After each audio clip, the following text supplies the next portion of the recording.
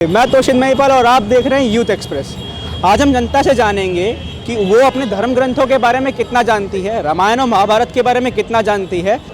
Ma'am एक चीज़ बताइए कि जब राम जी अपना राम अवतार ख़त्म करके वापस जा रहे होते हैं वैकुंठ में, तो हनुमान जी कहते हैं कि मैं भी चलूँगा या तो आप यहीं रहिए। तो राम जी हनुमान जी को धरती पर रोकते कैसे?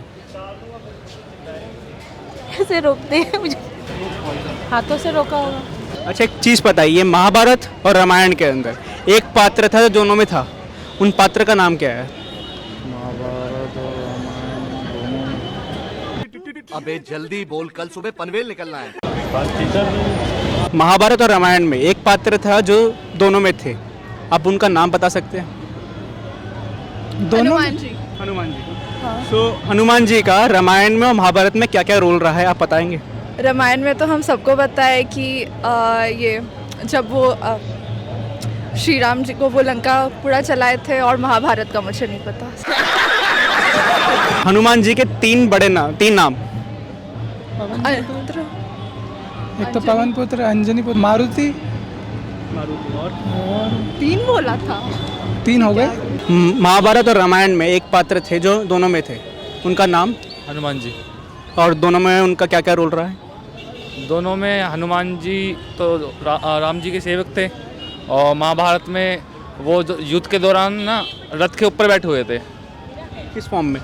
ध्वज के तो फॉर्म में। सर एक चीज़ बताइए कि महाभारत और रामायण में एक पात्र थे जो दोनों में थे, उनका नाम क्या है? No idea. महाभारत और रामायण में दोनों में एक पात्र सिमिलर थे, वो कौन थे? महाभारत और रामायण में शिव अवतार, दोनों शिव अवतार हैं, कृष्ण जी और रामायण और राम जी दोनों शिव अवतार हैं। 50 बार बोल रहे हैं, पढ़ने निकले वाले छात्रों को राजनीति से दूर रहना चाहिए। सॉरी, विष्णु अवतार है। हनुमान जी को सिंदूर क्यों चढ़ाया जाता है? हनुमान जी को चोला बहुत ज़्यादा पसंद था, क्योंकि वो उनके एक बार सीता माता क्या है वो मांग भरती थी, इससे उनके स्वामी की आयु लंबी हो, इससे कि उन्हें अपने पूरे शरीर पर चोला लगा लिया, इससे कि उनके भी स्वामी वही प्रभु श्री राम थे ना। और मेरा आपसे एक सवाल है कि एक ऐसा पात्र बताइए जो महाभारत और रामायण दोनों में विराजमान थे। पत्र मतलब अच्छा। किरदार। हनुमान जी। जब हनुमान जी का रोल महाभारत में ख़त्म होता है तो अर्जुन का जो रथ होता है उसके साथ क्या होता है? जब अर्जुन का जो रथ होता है तो बेसिकली उसके ऊपर जो अटैक होता है, तो मतलब उनका जो रथ है एकदम पीछे चला जाता है कृष्ण जी के होने के बावजूद भी। फिर कृष्ण जी बोलते हैं कि अब उनकी हमें ज़रूरत है जो हमें जिता सकते हैं, उनके बिना ये हम युद्ध जीत ही नहीं पाएंगे। तो उन्होंने हनुमान जी से रिक्वेस्ट की, तो फिर हनुमान जी ने ये कहा था कि मैं आ तो जाऊँगा, कोई दिक्कत नहीं है, बट मुझे ना उसमें ज्ञान चाहिए, मुझे वो सारी चीज़ें क्योंकि जो राम जी थे वो उनको ज्ञान देते थे, लड़ाई के साथ साथ में उनको गीता बताते थे।